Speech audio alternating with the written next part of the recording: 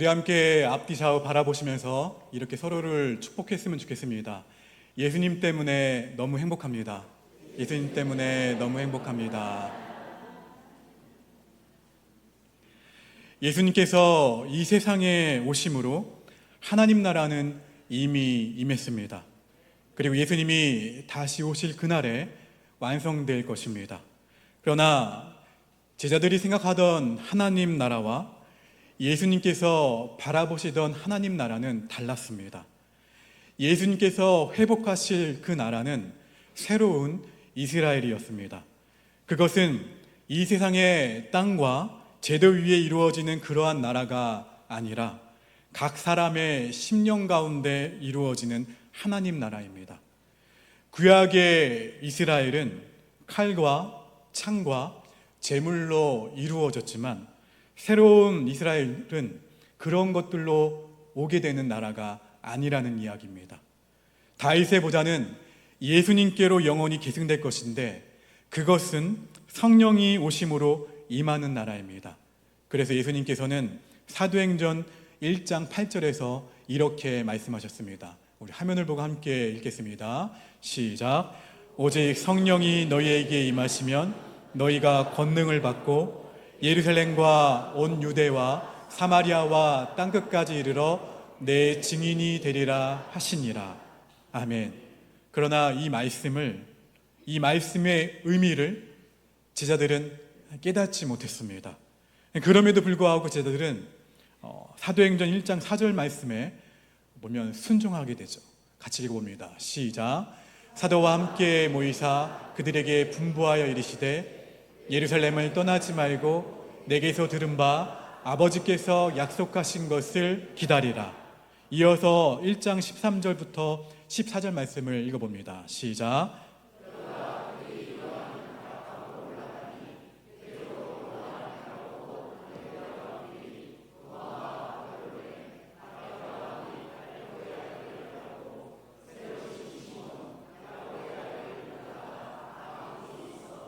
여자들과 예수의 어머니 마리아와 예수의 아우들과 더불어 마음을 같이하여 오로지 기도에 힘쓰더라.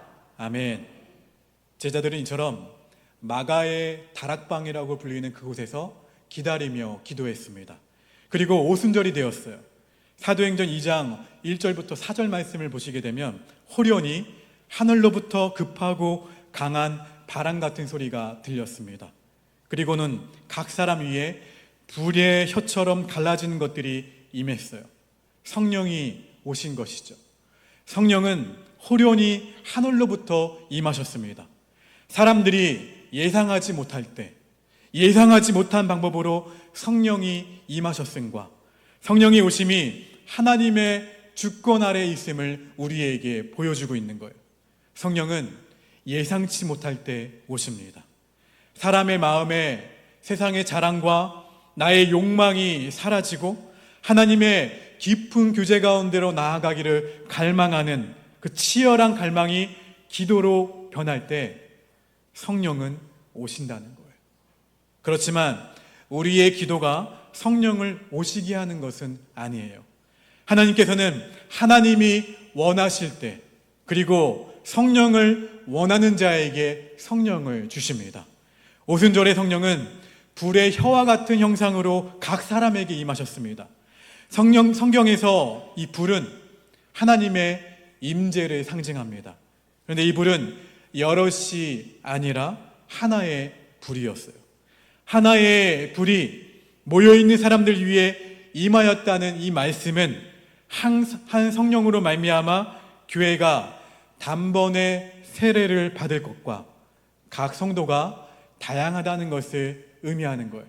다시 말하면 서로 다른 사람들이 성령의 내주하심 안에서 하나로 어떻게 된다는 거예요? 연합된다는 말씀이에요. 여러분, 오순절 성령이 임하신 사건은 오늘날 우리가 경험하고 있는 성령 충만과는 구속사에서 차지하는 위치가 전혀 다릅니다.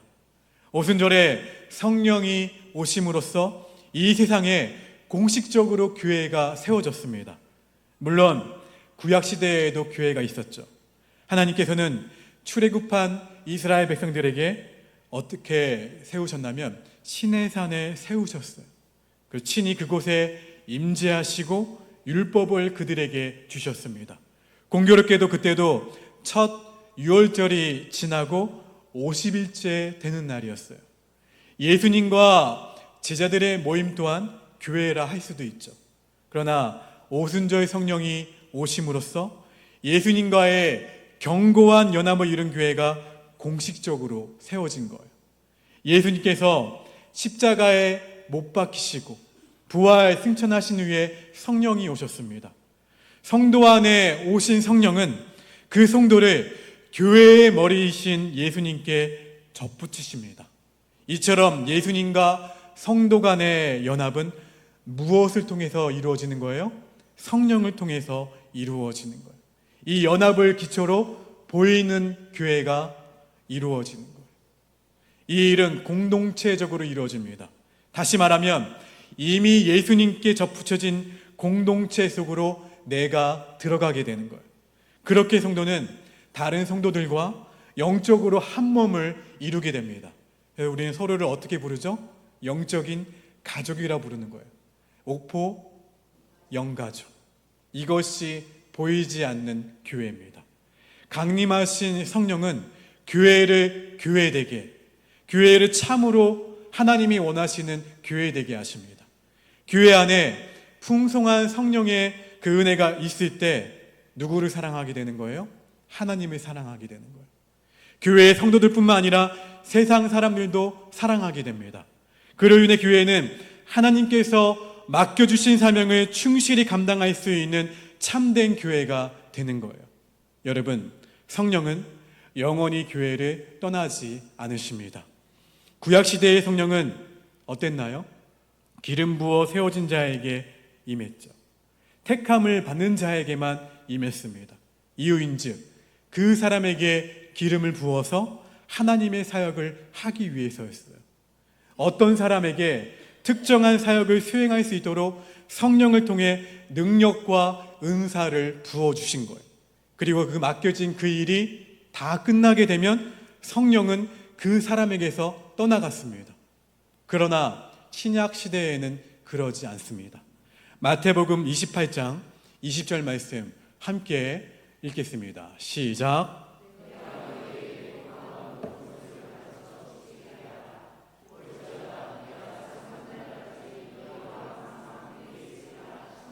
할렐루야. 영원히 우리와 함께 하시겠다는 예수님의 약속입니다. 성도에게서 성령이 떠나지 않는 것처럼 교회에도 성령이 떠나지 않는다는 약속이에요. 이것은 우리가 얼마나 풍성한 은혜를 누리고 있는지 보여주는 말씀이에요. 누가복음 7장 28절 말씀도 함께 읽어볼까요? 누가복음 7장 28절입니다. 함께 읽습니다. 시작. 내가 너희에게 말하노니 여자가 낳은 자 중에 요한보다 큰 자가 없도다. 그러나 하나님의 나라에서는 극히 작은 자라도 그보다 크니라 하시니. 세례 요한이 구약의 마지막 선지자임을 생각한다면 신약의 성도들이 받은 이 성령의 경험은 정도에 있어서 구약시대를 능가하는 거였어요. 우리는 이 충만한 은혜 가운데 살아가고 있는 거예요. 그러니까 성령이 오신 사건은 하나님께서 세상을 창조하신 것 이후로 가장 중요한 일이라 할 수가 있습니다. 어떠한 의미에서 보면 예수님께서 십자가에 못 박혀 죽으시고 부활하신 것도 결국은 성령 강림 사건을 이루시기 위한 거였어요. 여러분, 오순절 성령 강림은 사람들이 단순히 하늘로부터 능력을 받은 사건이 아닙니다. 이 사건은 예수님을 이어서 보혜사가 오신 일이에요. 예수님께서 세상에 계셨더라면 하셨을 그 일을 교회로 하여금 그 성령 안에서 행하게 하기 위한 토대를 놓으신 것이 성령 강림이에요. 제자들은 예수님께서 다시 살아나셨음을 보았음에도 불구하고 여전히 육적인 이스라엘의 회복을 갈망했습니다. 그런데 오순절 성령 강림 사건 이후로 유대교의 편견이 산산이 부서지게 되면서 하나님의 구원 계획을 깨닫게 됩니다. 예수님의 십자가 죽음의 의미가 무엇인지, 예수님이 다시 살아나신 것이 어떠한 의미인지 깨닫게 되었어요. 그리고 다시 오신다고 하신 그 예수님의 약속이 무슨 약속인지 깨닫게 되었습니다. 이 사실을 깨닫게 되자 그들은 십자가 복음에 불이 붙은 사람들이 되어버렸어요. 예수님의 이름으로 증거하지 않을 수 없는 그러한 사람들이 되어버렸습니다. 여러분, 이 성령의 은혜는 성도들의 마음을 움직입니다. 예수님의 십자가 의미에 눈을 뜨게 합니다. 그러면 십자가의 의미를 아는 자들은 예수님의 이름을 전하지 않을 수 없게 돼요. 이는 성령이 불의 혀처럼 임하셨다는 표현에서도 알 수가 있습니다. 사도행전 2장 3절 말씀 읽어봅니다. 시작. 마치 불의 혀처럼 갈라지는 것들이 그들에게 보여 각 사람 위에 하나씩 임하여 있더니. 할렐루야. 하나님께서 하나님 나라를 세우시는 방법, 하나님 나라를 확장하시는 방법, 이 방법은 말씀 전파를 통해서요. 성령이 임하시면 예수님을 믿는 사람들은 누구의 증인이 됩니까? 예수님의 증인이 돼요. 예루살렘에서도 증인이 돼요. 유대에서도 증인이 됩니다. 사마리아에서도 증인이 돼요. 모든 땅에서 그들이 증인이 될 때 하나님 나라는 옵니다. 그래서 불의 혀같이 강력하게 임하셨을 때 제일 먼저 일어난 일은 병이 낫거나 죽은 사람이 살아나는 것이 아니었어요. 그것은 말하는 것이었습니다. 말하는 것. 제자들은 각 지방의 언어로 말하기 시작했습니다. 언어는 다양했지만 그 언어들은 하나의 주제를 말하기 시작했어요. 바로 따라합시다. 하나님의 큰일을 말하기 시작했다. 할렐루야. 다양한 언어로 말하기 시작했지만 하나님의 큰일을 말하기 시작했어요. 제자들은 하나님의 큰일을 각 지방에서 온 사람들이 알아들을 수 있는 언어로 말하기 시작했습니다. 여러분이 알고 있는 방언이죠. 본문 11절 말씀 읽어봅니다. 시작.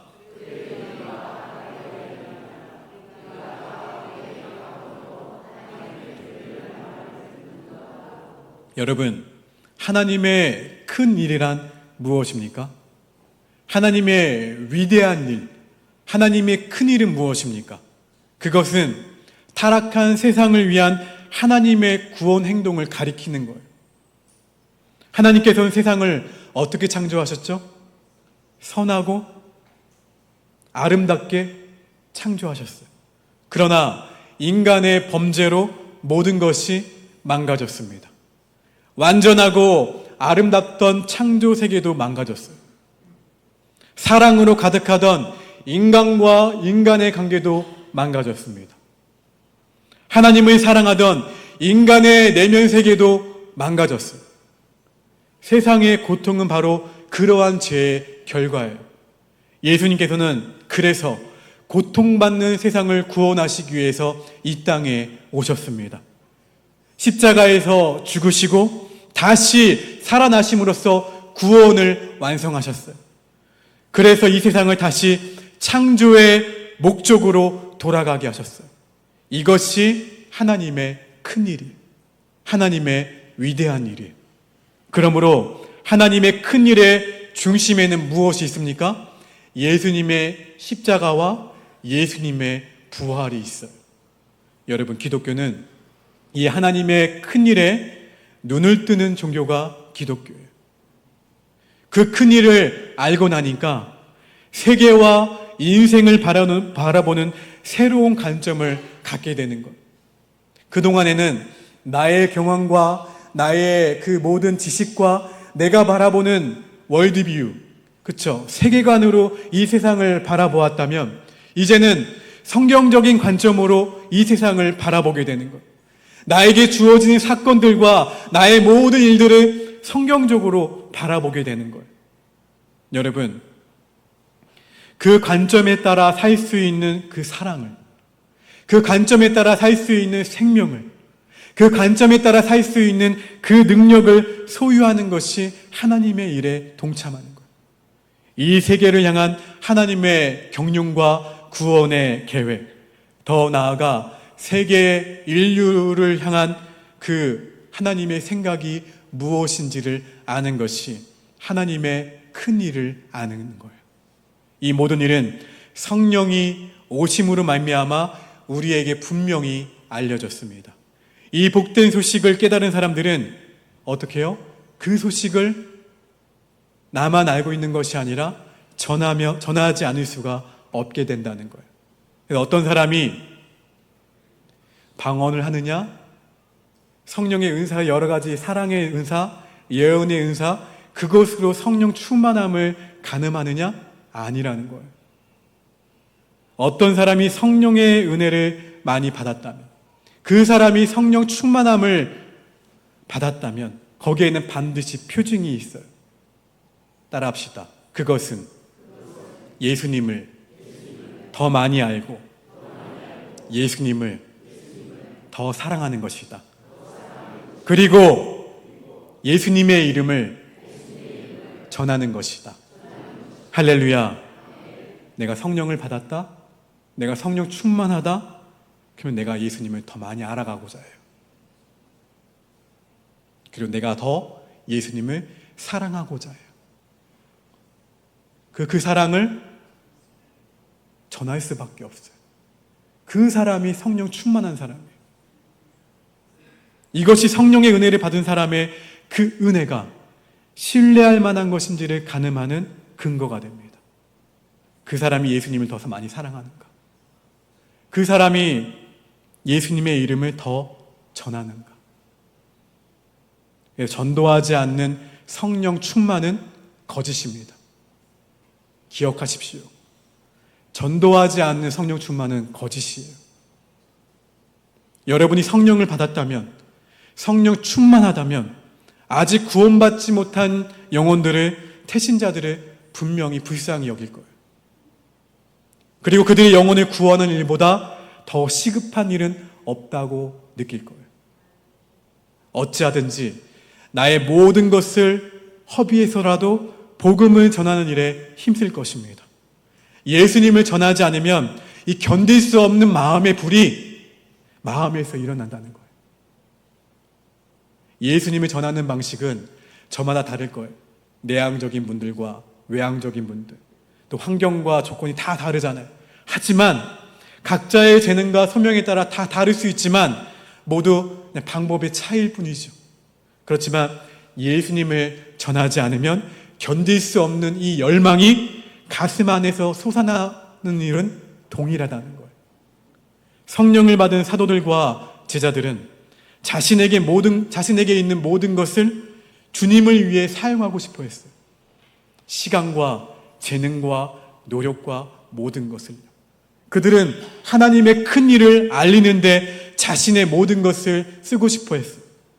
그러나 여러분, 어떠한 사람들은 하나님의 은혜를 많이 받았지만 하나님을 섬기지 않아요. 입술로도 하나님을 섬긴다고 고백하지만 예수님을 전하지 않아요. 그러면 그 은혜는 금방 사라질 수밖에 없어요. 지금 우리 옥복교회가 누리는 행복은 성령 안에서의 행복입니다. 성령을 아는 자는 예수님의 십자가 그 복음, 그 구속의 의미를 알고 그들만이 하나님 아버지의 영광과 거룩하심을 안다는 거예요. 성령을 아는 자에게 예수님이라는 존재는 하나님의 능력이요 하나님의 지혜이기 때문입니다. 그래서 성령 안에서 사는 자들은 자신이 알게 되는 것을 전하지 않을 수 없는 사람이 돼요. 우리의 일평생 사명은 예수님의 죽으심과 예수님의 부활하심을 사람들에게, 태신자들에게 전하는 게 우리의 사명이에요. 교회가 이 성령으로 충만할 때 그 은혜가 성도들의 마음을 움직여 복음을 전파하게 한 것처럼 말입니다. 그 일을 위해 하나님께서는 성령을 교회에 한없이 부어주시는 거예요. 방언하라고 부어주시는 게 아니에요. 은사를 행하라고 부어주시는 게 아니에요. 예수님을 더 사랑하라고 부어주시는 거예요. 그 예수님을 모르는 사람들에게 그 사랑을 전하라고 성령 충만을 부어주시는 거예요. 여러분, 로마 시대의 제수들은 십자가에 달리기 전에 두 가지 규례를 따라야 했습니다. 첫째로 채찍으로 매를 맞는 일이었어요. 그래서 예수님께서도 판결이 끝난 후에 브라이도리온이라는 왕궁 수비대가 있는 곳으로 끌려가셨어요. 그곳에서 옷이 벗겨지고 온몸에 채찍을 맞으셨어요. 두 번째로 어떤 규례가 있었냐면 자기가 매달리 십자가를 지고 형장까지 가는 것이 규례였어요. 예수님도 150kg 정도 되었을 그 나무를 치고 골고다 언덕을 오르셨습니다. 그때 예수님이 말씀하셨죠. 우리 함께 마가복음 8장 34절 말씀을 함께 읽겠습니다. 시작.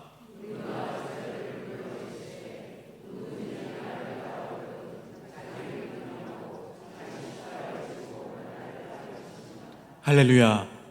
사랑하는 성도 여러분, 저와 여러분에게 성령 강림 주일 예수님을 위한 십자가가 있습니까?